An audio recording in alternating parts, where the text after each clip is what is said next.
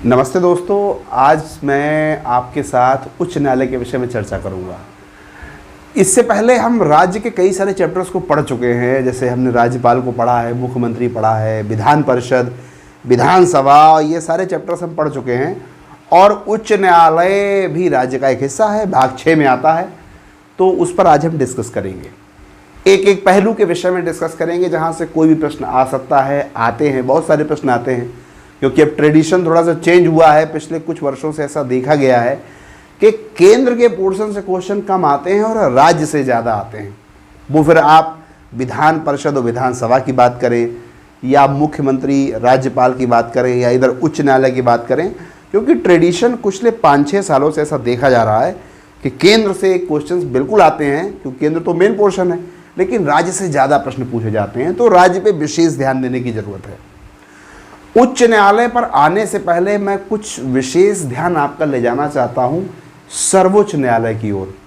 देखिए, सर्वोच्च न्यायालय को आप पढ़ते हैं, भाग 5 में पढ़ते हैं, केंद्र के सेक्टर में पढ़ते हैं। केंद्र में बहुत सारे चैप्टर्स आपने पढ़े हैं, प्रधानमंत्री, राष्ट्रपति, उपराष्ट्रपति, लोकसभा, राज्यसभा, जिसे संसद कहते हैं। राष्ट्रपति भी अंग होता है संसद का। लोकसभा, राज्यसभा और राष्ट्रपति तीनों मिलकर संसद बनाते हैं, और बहुत सारी संसद की कार्यवाहियाँ, ये सब आपने पढ़ा है, और उच्चतम न्यायालय भी आपने वहाँ पढ़ा है। तो ऐसे ही यहाँ आप विधानमंडल में सब कुछ पढ़ते हैं और उच्च न्यायालय पढ़ते हैं। कहने का अभिप्राय यह है कि उच्चतम न्यायालय को पढ़े बिना भी आप उच्च न्यायालय को बिल्कुल पढ़ सकते हैं, जैसा कि आप आज पढ़ेंगे भी। लेकिन अगर आप उच्चतम न्यायालय को पढ़ लिए हैं पहले और फिर उच्च न्यायालय की पढ़ाई करते हैं, चीज़ें बहुत आसान हो जाती हैं। आपको इंटरकनेक्टिविटी के तहत चीज़ें बहुत अच्छे तरीके से समझ में आने लगती हैं और लंबे समय तक आपको याद रहेंगी चीज़ें। तो उच्चतम न्यायालय का लेक्चर ज़रूर देखें, उसको ज़रूर पढ़ें, क्योंकि काम लगभग दोनों में एक जैसे हैं। कुछ अंतर आपको अवश्य नज़र आएंगे, क्योंकि वो केंद्र का मसला है, वो पूरे भारत का एक न्यायालय है, सर्वोच्च न्यायालय है, और ये प्रत्येक राज्य में होता है। लेकिन फिर भी काफ़ी कुछ आपको इंटरकनेक्टिविटी नज़र आएगी और आपकी समझ बहुत अच्छे से विकसित होगी अगर आपने सर्वोच्च न्यायालय पहले से पढ़ रखा है। चलिए हम उच्च न्यायालय पर आते हैं, और जो कुछ भी इंटरलिंकिंग होगा वो बीच बीच में आपको समझाता रहूँगा, जिससे समझ आपकी यहीं पर विकसित होती रहे। और सर्वोच्च न्यायालय का लिंक मैं वीडियो में शेयर भी कर दूंगा, आप सेपरेट लेक्चर में पूरा देख सकते हैं। सर्वोच्च न्यायालय पढ़ चुके हैं, उच्च न्यायालय पर कूदते हैं आज। उच्च न्यायालय देखिए, सबसे पहले 2 चीज़ें याद रख लीजिए आप कि भाग 6 में इसका वर्णन है। भाग 6 में मुख्यमंत्री भी आते हैं, राज्यपाल भी आते हैं, विधानमंडल है, विधान परिषद है, विधानसभा है, ये सब भाग 6 में आता है। क्यों? क्योंकि भाग 6 क्या है? राज्य से संबंधित है। भाग 5 केंद्र से संबंधित है और भाग 6 में राज्य आता है। तो एक तो इसका भाग याद रखें, और मोटा मोटी एक जो प्रारंभिक और अंतिम अनुच्छेद वो याद रखें कि 214 से 231 तक है। हालांकि आपको सारे नहीं पढ़ने हैं, जो मेन हैं, जहां से प्रश्न आते हैं ज़्यादातर, या कुछ ऐसे हैं जिनसे कम आते हैं लेकिन आ सकते हैं, वो सब मैं आपको भी समझा दूंगा। लेकिन आप एक क्राइटेरिया याद रखें कि 214 से 231 तक इसका वर्णन है। ये 2 चीज़ें याद रखें आप, नंबर 1। उसके बाद हम आते हैं कि न्यायाधीशों की नियुक्ति कैसे होती है, उनकी योग्यता क्या होती है। ज़्यादातर प्रश्न यहीं से आते हैं, मोस्ट ऑफ पार्ट यहीं से उठाए जाते हैं क्वेश्चंस। तो देखिए, न्यायाधीशों की नियुक्ति के विषय में ये चीज़ 2 चीज़ें याद रखें। एक तो मुख्य न्यायाधीश के विषय में याद रखें, और एक जो बाकी के न्यायाधीश हैं उनके विषय में याद रखें। मुख्य न्यायाधीश के विषय में ये याद रखना है कि मुख्य न्यायाधीश की नियुक्ति करता कौन है। कुछ देखो, एक लाइन में आपको 4-4, 5-5 चीज़ें याद रखनी है।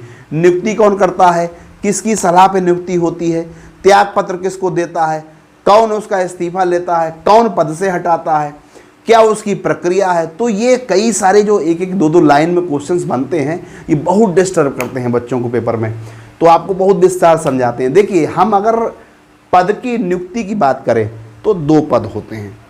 एक होता है चीफ जस्टिस, यानी कि उच्च न्यायालय का मुख्य न्यायाधीश, और बाकी के न्यायाधीश।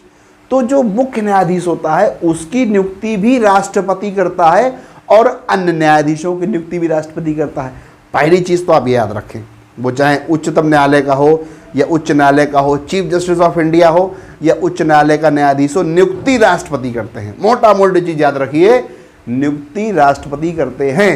बस दूसरे पे आइए कि नियुक्ति तो उच्च न्यायालय के मुख्य न्यायाधीश की भी हो रही है और अन्य न्यायाधीश की भी हो रही है, और दोनों ही राष्ट्रपति कर रहे हैं। लेकिन किसकी सलाह पे कर रहे हैं ये याद रखिए। तो जब हम चीफ जस्टिस की बात करेंगे, यानी हाई कोर्ट के मुख्य न्यायाधीश की नियुक्ति जब करता है राष्ट्रपति, तो वो भारत के मुख्य न्यायाधीश यानी चीफ जस्टिस ऑफ इंडिया की परामर्श लेगा और संबंधित राज्य के राज्यपाल की परामर्श लेगा। ये इन दो लोगों की परामर्श लेगा। ये विशेषता से याद रखें कि मुख्य न्यायाधीश की नियुक्ति जब करेगा तो भारत के मुख्य न्यायाधीश और संबंधित राज्य के राज्यपाल इनका परामर्श लेगा। और नियुक्ति कौन करेगा? राष्ट्रपति करेगा, ये याद रखें। और अन्य न्यायाधीशों की नियुक्ति भी राष्ट्रपति करेगा, जिसमें हाई कोर्ट के यानी उसी हाई कोर्ट के चीफ जस्टिस का परामर्श लेना बहुत आवश्यक है। ये दो बिंदु याद रखें। पहला बिंदु याद रखें कि न्यायाधीश कोई हो, कोई से मतलब जिला न्यायाधीश नहीं, हाई कोर्ट का हो या सुप्रीम कोर्ट का हो, न्यायाधीश हो या सर्वोच्च न्यायाधीश हो अर्थात चीफ जस्टिस हो, मुख्य न्यायाधीश हो, उसकी नियुक्ति राष्ट्रपति ही करेगा। पहली मोटी चीज तो याद रखें। हालांकि उसको शपथ राज्यपाल दिलाएगा, आप आगे पढ़ेंगे, लेकिन नियुक्ति करेगा कैसे, किसके परामर्श पे करेगा, ये दो बिंदु यहां से उठाएं, नोट करें और 2-3 रीडिंग मारें। ठीक है। अब देखिए योग्यता क्या होनी चाहिए उसकी। चलिए, मैंने शपथ का जिक्र किया था तो पहले शपथ ही देख लीजिए। शपथ इसकी राज्यपाल के द्वारा होती है। अब ऐसे ही क्वेश्चन फंसाएगा आपको। मैंने आपको भी बताया कि कुछ वर्षों से उच्च न्यायालय के प्रश्न ज्यादा आते हैं। क्यों आते हैं? क्योंकि सर्वोच्च न्यायालय में फंसाने के मसले कम हैं। मतलब केंद्र के मसले में कुछ ऐसे टॉपिक्स हैं जिनको आप सतही पढ़ के भी वो ज्ञान प्राप्त कर सकते हैं, जिससे क्वेश्चंस हिट कर दें आप वहाँ और बच्चे सही करके आ जाते हैं। लेकिन राज्य में कई बार ऐसे मसले फंस जाते हैं क्वेश्चंस में, जिसमें बच्चे गलत कर देते हैं और एग्जामिनर जानता है कि बच्चा क्या टिक कर आएगा वहाँ। जैसे शपथ है, ये प्रश्न बहुत पूछा जाता है कि उच्च न्यायालय के चीफ जस्टिस को शपथ कौन दिलाता है? क्योंकि नियुक्ति राष्ट्रपति करता है तो राष्ट्रपति ही शपथ दिलाएगा। बच्चों के दिमाग में ये होता है जब तुक्का लगाना होता है या कंफर्म नहीं होता है, लेकिन यहीं पर खेल फंस जाता है। उच्चतम न्यायालय की न्यायाधीश की या उच्चतम न्यायालय के मुख्य न्यायाधीश की नियुक्ति राष्ट्रपति करता है और शपथ भी राष्ट्रपति दिलाता है। लेकिन उच्च न्यायालय के विषय में यानी हाई कोर्ट के मसले पे नियुक्ति अवश्य राष्ट्रपति करता है, लेकिन शपथ उस राज्य का राज्यपाल दिलाता है। बहुत अच्छे से याद रखें, ये प्रश्न बहुत पूछा जाता है और ऐसे ही फंसाता है एग्जामिनर आपको। राज्यपाल दिलाता है। फटाफट योग्यता पर आते हैं। योग्यता इसकी लगभग वही है, थोड़ा सा आपको शब्दों का इंटरफेयर करना है। जैसे वहाँ पे था कि किसी हाई कोर्ट में अनुभव होना चाहिए, यहाँ पे तो हाई कोर्ट में लगेगा ही, तो हाई कोर्ट में नहीं, किसी भी न्यायालय में अनुभव होना चाहिए। तो एक तो भारत का नागरिक हो और दूसरा 10 वर्ष तक न्यायाधीश के पद पे रहा हो, किसी जिला न्यायाधीश के पद पे रहा हो, लेकिन 10 वर्ष तक न्यायाधीश के पद पे रहा हो। पहली तो ये हो, और दूसरी 10 वर्ष तक उसने वकालत करी हो, 10 वर्ष तक लगातार किसी हाई कोर्ट में वकालत के पेशे में रहा हो, वकील रहा हो। तो ये दो चीज़ें आपको योग्यता में याद रखनी है, 10 वर्ष तक वकालत या 10 वर्ष तक न्यायाधीश रहा हो। ये दो मोटी मोटी चीज़ें आपको यहाँ से याद रखनी है।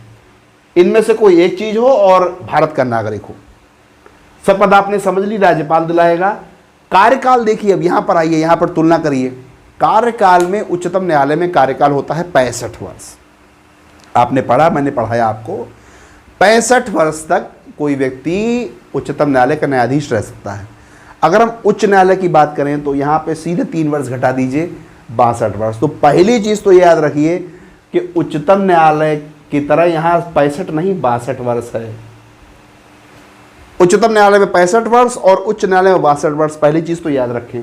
दूसरी, राष्ट्रपति को पूर्व में त्यागपत्र दे सकता है, जब मन चाहे अपनी जॉब से बाहर आ सकता है और राष्ट्रपति को त्यागपत्र दे सकता है। और दूसरी प्रक्रिया ये है कि संसद की सिफारिश पे से हटाया भी जा सकता है। अगर दुर्व्यवहार करता है, अगर कोई सिद्ध कदाचार है, अगर उसका व्यवहार ऐसा है जो उसके पद पर शोभनीय नहीं है, या उसका व्यवहार ऐसा है जिससे किसी प्रकार के बड़े नुकसान का कोई अंदाजा है और किसी सामाजिक या व्यवहारिक क्षति को पहुंचा रहा है या पहुंचा सकता है, कोई ऐसी आशंका है या ऐसा हो रहा है, तो ऐसी स्थिति में संसद को देखिए, न्यायालय और न्यायाधीश एक बहुत बड़ा पद होता है, उसके द्वारा दिया गया कोई निर्णय उससे बहुत कुछ प्रभावित हो सकता है। तो अगर कोई ऐसी संभावना है कि उसके द्वारा कोई सिद्ध कदाचार किया जा सकता है या सिद्ध कदाचार कर दिया गया है, तो इन दोनों ही स्थितियों में संसद से की सिफारिश पर राष्ट्रपति उसको हटा सकता है। और हटाने की प्रोसेस एक पर्टिकुलर पूरी प्रक्रिया है, पूरा प्रोसेस है, जिससे मेंस में तो बहुत सारे क्वेश्चन आते हैं, लेकिन यहाँ भी कुछ बिंदु आपको समझने हैं, ध्यान रखने हैं, क्योंकि वहाँ से प्री के भी क्वेश्चन उठा लेता है। तो वो क्या क्या है? सबसे पहला तो ये है कि अब चूंकि संसद इसको हटाएगा, तो संसद ऐसे तो हटाता नहीं है, संसद प्रस्ताव लाता है। तो पहली चीज याद रखनी है कि प्रस्ताव किसी भी सदन से आ सकता है, नंबर 1 कि प्रस्ताव किसी भी सदन से आ सकता है। नंबर 2, प्रस्ताव ऐसे ही नहीं आएगा, ऐसे झूठे नहीं आ जाएगा कि हाँ 4 सांसद मिले, उनने कहा यार फलाना आदमी ठीक नहीं है और उसने फलाना केस में अच्छा निर्णय नहीं दिया, चलो उसके खिलाफ प्रस्ताव ले आते हैं और उसके खिलाफ जो है वो मानहानि का प्रस्ताव ले आते हैं। देखिए, संसद से प्रस्ताव अवश्य आता है और उच्चतम न्यायालय के न्यायाधीश को या उच्च न्यायालय के न्यायाधीश को हटाने की प्रक्रिया वैसी ही है जैसे राष्ट्रपति को हटाने की प्रक्रिया। वैसे ही एक प्रस्ताव आता है, वैसा ही मंथन होता है, विशेष बहुमत से उसे पारित कराना होता है, लेकिन महाभियोग शब्द यहाँ नहीं लगाते। महाभियोग जैसी प्रक्रिया अवश्य होती है, लेकिन महाभियोग शब्द का प्रयोग नहीं किया जाता।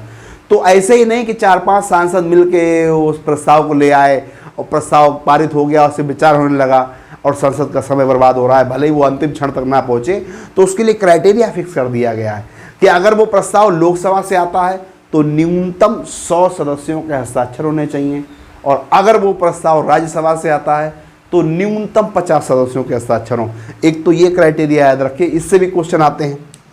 प्री में तो यहीं से क्वेश्चन उठाएगा कि अगर प्रस्ताव राज्यसभा से आ रहा है तो 50 सदस्य, प्रस्ताव लोकसभा से आ रहा है तो 100 सदस्यों के हस्ताक्षर हो। अब प्रस्ताव आ गया, प्रस्ताव पारित हो गया। अब प्रस्ताव को स्वीकार करके लोकसभा अध्यक्ष, अगर मान लो लोकसभा में आया है तो लोकसभा अध्यक्ष उसे स्वीकार करके एक कमेटी बनाएगा 3 सदस्यों की। अब वो कमेटी ये जांच करेगी कि ये जो दोष लगाए गए हैं, सिद्ध कदाचार है या दुर्व्यवहार है, ये सही है या नहीं है, या ऐसे ही लगा दिए गए हैं, तो उनकी जांच करेगा। और अगर जांच में पाया जाता है कि बिल्कुल सही आरोप है ये, तो राष्ट्रपति फिर अपनी अंतिम मोहर लगा के, राष्ट्रपति अंत में न्यायाधीश हटाने का आदेश जारी करता है, राष्ट्रपति अंत में राष्ट्रपति फाइनल स्टैंप के द्वारा उसको हटा देता है। तो हटाता कौन है? राष्ट्रपति। लगाता कौन है? राष्ट्रपति। शपथ कौन दिलाता है?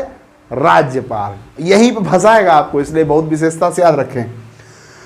तो किसी एक सदन से प्रस्ताव लाके दोनों सदनों से पारित कराया जाता है। प्रस्ताव पे लोकसभा से 100 सदस्य और राज्यसभा से 50 सदस्य हस्ताक्षर करते हैं।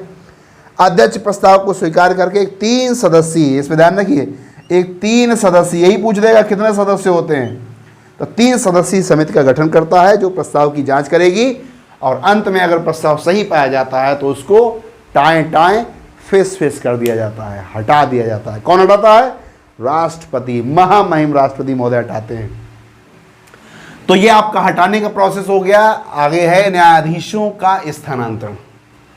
देखिए, न्यायाधीशों का स्थानांतरण में भी राष्ट्रपति महोदय की मेन भूमिका होती है, वही नियुक्त करते हैं, वही स्थानांतरित करते हैं।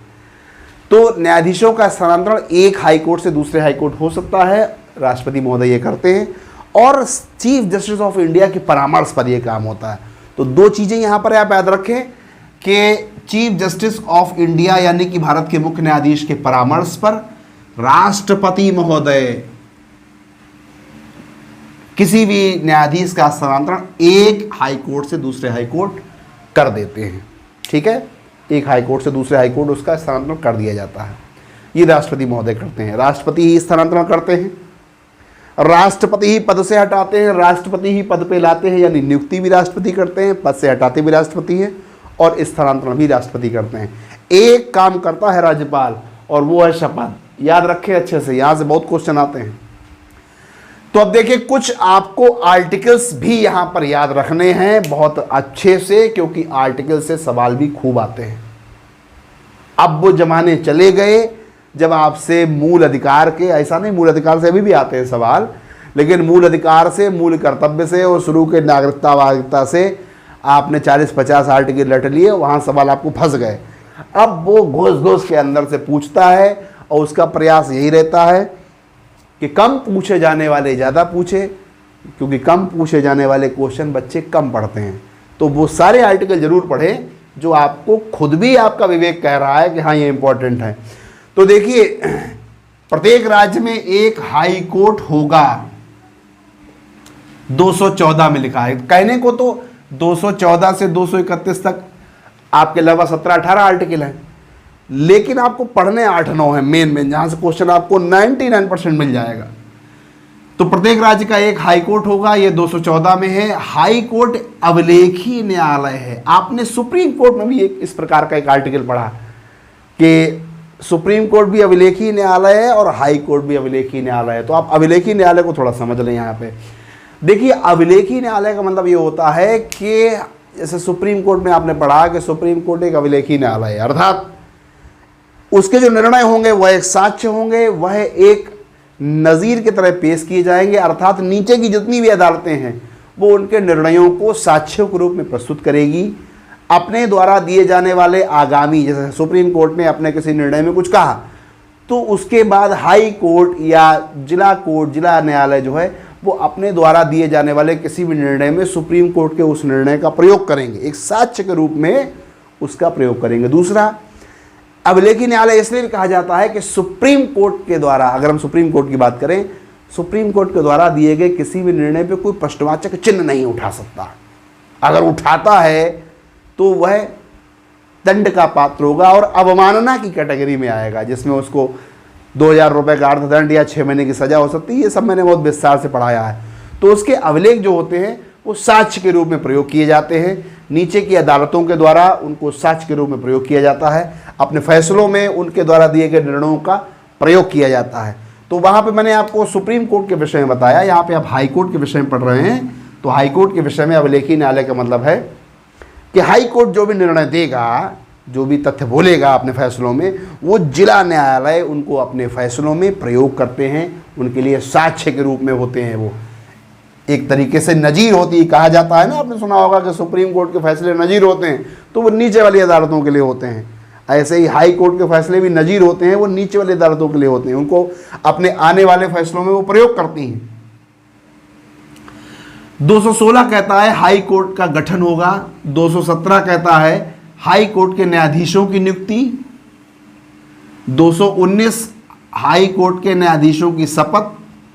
222 बहुत पूछा जाता है ये, न्यायाधीश की एक हाई कोर्ट से दूसरे हाई कोर्ट में स्थानांतरण। जो आपने यहां ऊपर पढ़ा, ये आर्टिकल 222 है। 226 इस लेक्चर की जान है, उसको बाद में समझाते हैं। पहले ये समझिए 231, 2 या अधिक राज्यों के लिए एक साझा हाई कोर्ट। देखिए वर्तमान में 7 ऐसे हाई कोर्ट हैं, 7। ये सब मैंने यहाँ लिखा नहीं, आपको भी नोट करा दूंगा। वर्तमान में 7 ऐसे हाई कोर्ट हैं जो एक या एक से अधिक राज्यों के लिए हाई कोर्ट हैं। तो एक तो ये संख्या याद रखें अच्छे से। दूसरा याद रखें कि आर्टिकल 231 में लिखा, यानी जो आखिरी आर्टिकल है ये यही कहता है कि एक या एक से अधिक राज्य के लिए एक हाई कोर्ट होगा, 2 या 2 से अधिक राज्यों के लिए एक साझा हाई कोर्ट होगा। तो ये आप समझ गए, 231 में लिखा है। यहां पर आइए 226। अब 226 आप जब याद करें, देखिए ये अपने आप में एक हल्का नहीं, बहुत भारी आर्टिकल है। पहली चीज तो ये कि 226 सीधे सीधे जुड़ा हुआ है मूल अधिकार से। 226 सीधे सीधे जुड़ा है रिट से। रिट वो जो सुप्रीम कोर्ट भी जारी करता है और हाई कोर्ट भी जारी करता है। तो ये रिट वगैरह क्या है आपको शॉर्टकट में सब समझा देते हैं। सुप्रीम कोर्ट में तो बहुत विस्तार से समझाए हैं। मूल अधिकारों की रक्षा के लिए, व्यक्ति विशेष के मूल अधिकारों के प्रवर्तन के लिए, रक्षा के लिए कुछ रिट जारी करता है। सुप्रीम कोर्ट भी जारी करता है, हाई कोर्ट भी जारी करता है। तो मूल अधिकारियों की रक्षा के लिए जो रिट जारी की जाती है, वो सुप्रीम कोर्ट में जो शक्ति है सुप्रीम कोर्ट को रिट जारी करने की, उसका वर्णन अनुच्छेद 32 में है। और ठीक उसी शक्ति का वर्णन, यानी हाई कोर्ट को भी वो शक्ति है रिट जारी करने की, वो वर्णन 226 में है। तो पहली चीज तो ये याद रखें आप, दूसरी चीज जो आपको याद रखनी है यहाँ से बहुत ही प्रमुखता से, वो ये है कि ये रिट जारी करने की ही एक ऐसी शक्ति है जो उच्च न्यायालय को सुप्रीम कोर्ट से ऊपर बनाती है। सुप्रीम कोर्ट केवल मूल अधिकारों के हितों की रक्षा के लिए रिटें जारी कर सकता है। और उच्च न्यायालय की बात करें, जैसे पढ़ रहे हैं आप, तो वो मूल अधिकारों की रक्षा, संवैधानिक अधिकारों की रक्षा, सांविधिक अधिकारों की रक्षा, इन तीनों ही अधिकारों की रक्षा के लिए रिट जारी कर सकता है। तो ये मैंने नीचे लिख भी दिया आपके लिए कि उच्चतम न्यायालय रिट जारी कर सकता है, ये लिखा है अनुच्छेद 32 में। और उच्च न्यायालय रिट जारी कर सकता है, ये लिखा है अनुच्छेद 226 में। ये केवल मूल अधिकार के लिए रिट जारी करता है कौन? उच्चतम न्यायालय। और उच्च न्यायालय आपका मूल अधिकार, संवैधानिक अधिकार और सांविधिक अधिकार तीनों के लिए रिट जारी करता है। तो भैया बहन सब लोग ये 226 खूब घोट के पीना, क्योंकि खूब थोक के क्वेश्चन इससे आते हैं। सीधे सीधे पूछेगा कि अनुच्छेद, किस अनुच्छेद के तहत उच्च न्यायालय रिट जारी करता है? 226 में क्या लिखा है? वो कौन सा अनुच्छेद है, वो कौन सा आर्टिकल है जो उच्च न्यायालय को उच्चतम न्यायालय से ज़्यादा पावर देता है? तो ये 226। इस हर प्रश्न का उत्तर 226 होगा। तो ये आप जो है ये सारे प्रावधान, ये आर्टिकल, ये बहुत डिटेल में आर्टिकल और ये थोड़ा सा नीचे का मटेरियल याद रखें, ठीक है। अब देखिए, जैसा मैंने आपको बताया था कि कुछ चीज़ें आपको याद रखनी है, मैं थोड़ा सा इरेज करता हूँ यहाँ। कुछ चीज़ें आपको यहाँ और याद रखनी है, जो मैं बोला भी था अभी कि कितने उच्च न्यायालय हैं, किनके विषय में क्या क्या चीज़ें एक्स्ट्रा याद रखनी है, वो आप थोड़ा और नोट कर लें। देखिए, कुल उच्च न्यायालय वर्तमान में कितने हैं? 25। वर्तमान में 25 हाई कोर्ट्स हैं इंडिया में। आपसे पूछ दे कि सबसे लेटेस्ट हाई कोर्ट कौन सा है, सबसे नया हाई कोर्ट, तो सबसे नया हाई कोर्ट आप कह देना उसको आंध्र प्रदेश में है, 2019 में बना है। आंध्र प्रदेश के अमरावती में सबसे नया यानी 25वां हाई कोर्ट, अगर क्वेश्चन आ जाए 25वां हाई कोर्ट कहाँ स्थापित किया गया, तो गोला भर दीजिएगा आंध्र प्रदेश वाला। अमरावती हो तो अमरावती भर दीजिएगा। तो दो चीजें तो ये याद रखिए। अब आपसे पूछ दे कि कितने राज्यों में या कितने हाई कोर्ट ऐसे हैं जो 2 या 2 से अधिक राज्यों को रिप्रेजेंट करते हैं, तो आंसर कर दीजिएगा 7। 7 ऐसे हाई कोर्ट हैं जो 2 या 2 से अधिक राज्यों के कंबाइंड हाई कोर्ट हैं। तो ये बेसिक चीज़ें याद रखिए। और जहाँ तक उच्च न्यायालय की शक्तियों की बात है, तो उच्च न्यायालय के पास लगभग सब वही शक्तियाँ हैं। जैसे एक तो आपने यहाँ पढ़ी रिट जारी करने की शक्ति, एक अपीलीय शक्ति आपने पढ़ी, अपीलीय शक्ति, रिट जारी करने की शक्ति, अभिलेखीय शक्ति, लगभग सारी शक्तियाँ वही हैं। आप सर्वोच्च न्यायालय में जाएं, सर्वोच्च न्यायालय के लेक्चर में मैंने बहुत डिटेल में एक सेपरेट चैप्टर बनाया है शक्तियों के विषय में, तो लगभग वही सारी शक्तियाँ उच्च न्यायालय की हैं। मेन क्वेश्चंस जो आपको मिलेंगे शक्तियों के विषय में, तो क्वेश्चंस आपको केंद्र से ज़्यादा मिलेंगे। बाकी जो मेन क्राइटेरिया है उच्च न्यायालय का, वो उच्च न्यायालय का क्राइटेरिया से आपको बेसिक क्वेश्चंस बहुत सारे मिलते हैं। तो इसलिए बहुत डिटेल में इसको पढ़ें, किसी चीज़ को स्किप मत करें। आर्टिकल्स को बहुत डिटेल में पढ़ें, क्योंकि आर्टिकल से बहुत क्वेश्चन आते हैं। चलिए, आप अच्छे से रीडिंग करिए। हम बहुत जल्दी दोबारा आपके सामने उपस्थित होते हैं एक नए लेक्चर के साथ। तब तक के लिए नमस्कार।